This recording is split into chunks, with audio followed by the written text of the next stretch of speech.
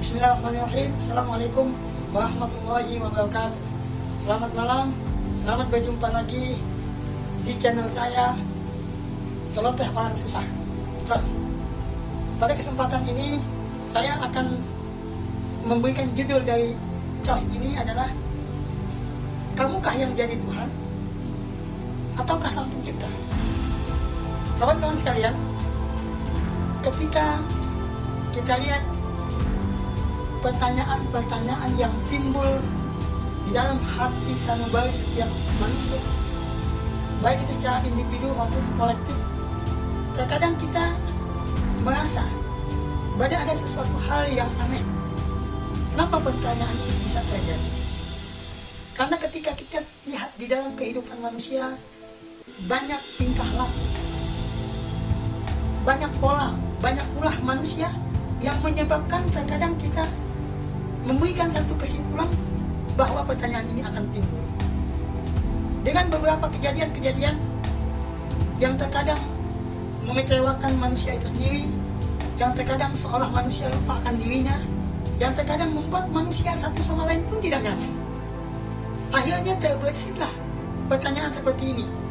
Maka untuk hal yang demikian pun kitab suci, setiap agama, terutama di dalam Islam, tertulis di dalam Al-Quran surat 25 ayat 43, yaitu surat Al-Furqan. Allah berfirman, A'udzubillahi minasyaitonirrajim, A'aita man ittakhadha ilahahu hawahu afa anta takunu alaihi wakila.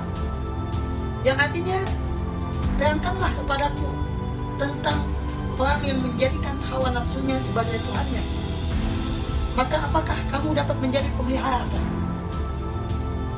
Kalau kita perhatikan ayat ini saja, Tuhan bertanya tentang pola pikir, pola perilaku manusia yang terkadang membuat manusia seolah-olah mengaku dia sebagai Tuhan, walaupun terkadang tidak diucapkannya.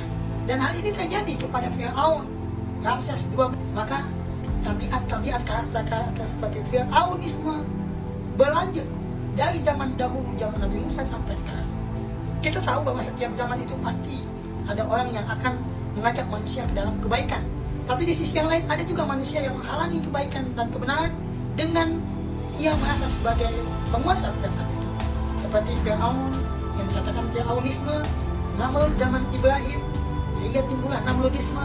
Dan yang sekarang adalah egoisme, sifat ego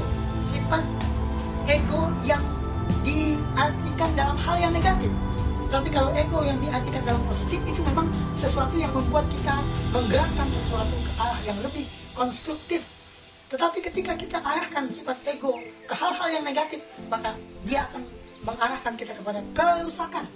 Baik kerusakan yang ada di muka bumi ini, yang terjadi di lautan dan di daratan. Juga adanya hedonisme, sifat ingin hidup bermewah-mewahan, ingin hidup glamor, ingin hidup lebih dari orang lain, tapi caranya terkadang melanggar batasan-batasan kemanusiaan. Terkadang mereka mengambil hak orang lain, terkadang mereka tidak membiarkan orang lain lebih daripada mereka, padahal orang itu cukup mempunyai potensi lebih dari mereka. Ada juga yang paling parah di zaman ini, ada sikap premanisme.